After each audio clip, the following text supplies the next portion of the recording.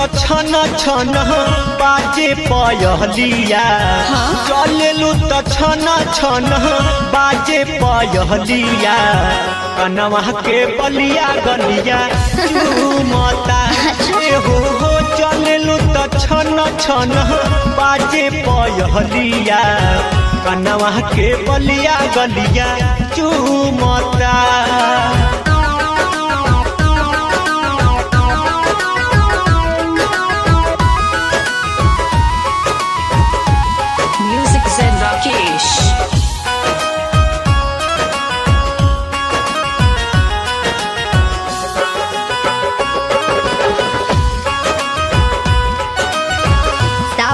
सूरतिया तोहर